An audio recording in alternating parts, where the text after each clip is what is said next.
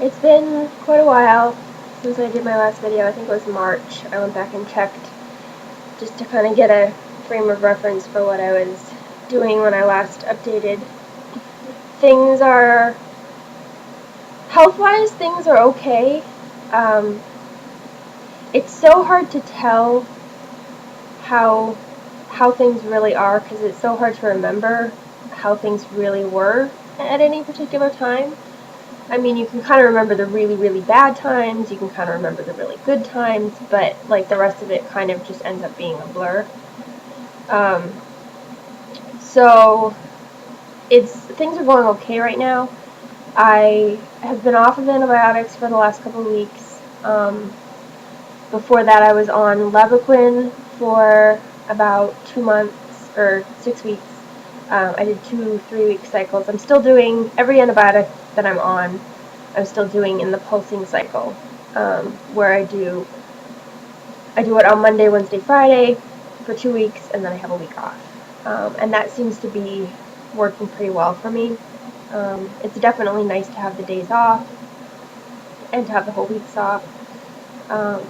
It allows for a little more freedom. So the Levaquin, I ended up having some, it might have been muscle pain, but there was enough of a possibility that it might have been tendon pain, which the Levaquin can cause tendon pain and actually lead to tendon rupture and permanent damage and stuff like that. So we didn't want to chance that. So we stopped it. And it wasn't clear that I was really improving on it. So we stopped that, and I'm starting back on the tigacycline tomorrow. I've had 3 weeks off of antibiotics. So I start on the tigacycline tomorrow. And the hope is that we'll do 3-week cycles of that, and then I'll take an indefinite break from antibiotics, which I'm not entirely sure how I feel about that right now. We almost did that instead of going on the tigacycline, but we ended up deciding to try to do the tigacycline for a little bit of time before taking the break. So yeah, not really looking forward to the tigacycline, but I'm doing it on its own, not with anything else. I was on it with clindamycin before, and the combination was really rough, so at least by itself, I think I'll be able to tolerate it better. And I also am not working this summer, so like it'll be easier, I think, to do that. So I should finish. Well, I won't finish it. I won't finish the whole 9 weeks if I do 9 weeks of it before the fall starts. But I'll get the majority of it done over the summer. So yeah. I'm trying to think back to what has happened this spring. So I finished the year of school. My preschool wrapped up, and that was I was really glad to be done with it. It ended up being that I kept going back and forth about whether or not I wanted to go back in a different classroom, but whether or not I wanted to go back, it ended up not being a choice. There wasn't a job. There wasn't a job before me. They had to cut back on the classroom teachers because there was low enrollment, and basically one of the classes is not running. So ultimately, it was an easy decision because it wasn't a decision. So, but I'm really excited about what I am going to be doing in the fall. I'm going to be doing my job at church. Now officially the settled director of religious education, which is exciting.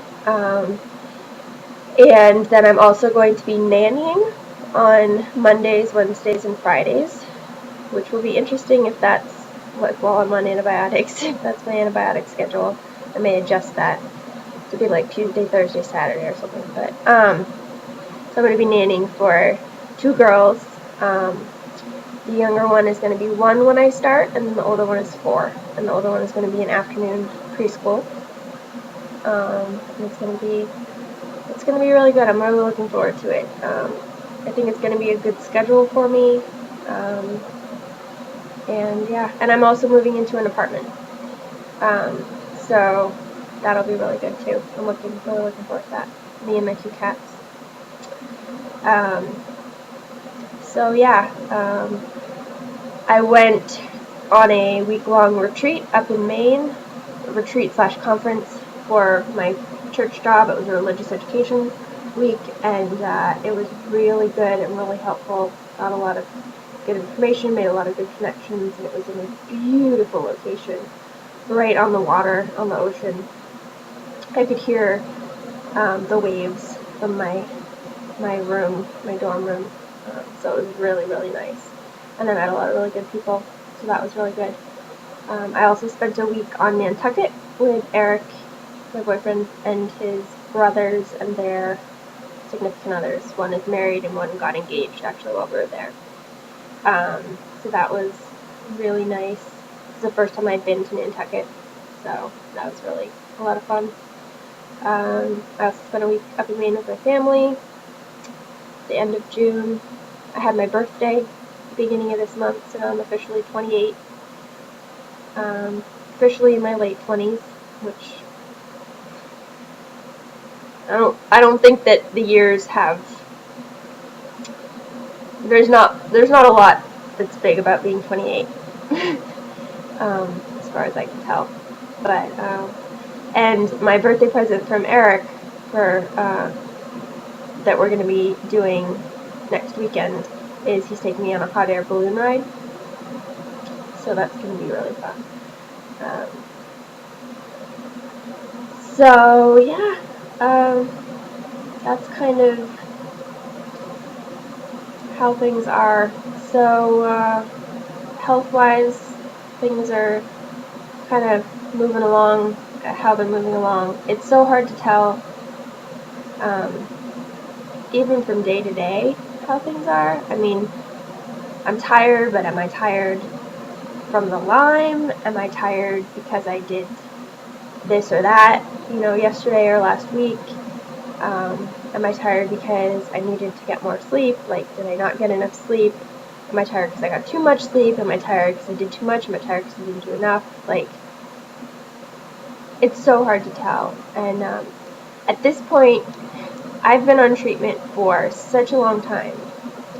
I mean, I was diagnosed in December of 1997.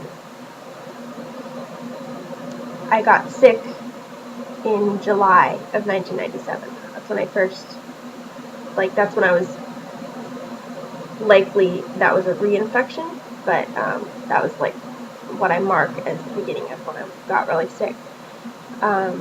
So it's now been 13 years. I mean, it's getting close to being half my life. When I turn 30, it'll have been half my life. And I've spent the majority of those 13 years on a treatment of some kind. And it's at the point now where, I mean, I feel like some of the treatments help. Some of the treatments don't. A lot of the treatments I can't tell. They might help, they might not. There's so much that you just can't tell. And I wonder a lot of the time, like, the medicine I'm taking, the oral medicine, like, is it helping, is it not? There is one medicine that I started, and I'm running out of time, but for my dysautonomia that is helping, that is really exciting, that may allow me to to cut down on the fluids, the IV fluids I get every day, or hopefully at some point eliminate them. And I am doing my fluids a lot faster now. My doctor didn't understand why I needed to be hooked up so much of the day. So now I do it over about 6 hours instead of 12. So that's really good. Anyway, so that's what's going on with me. I always say this, but I'll try to do updates more regularly. It's really hard with stuff going on. Even when I'm not busy with stuff, just stuff is happening. But anyway, hope you're all doing well. Bye.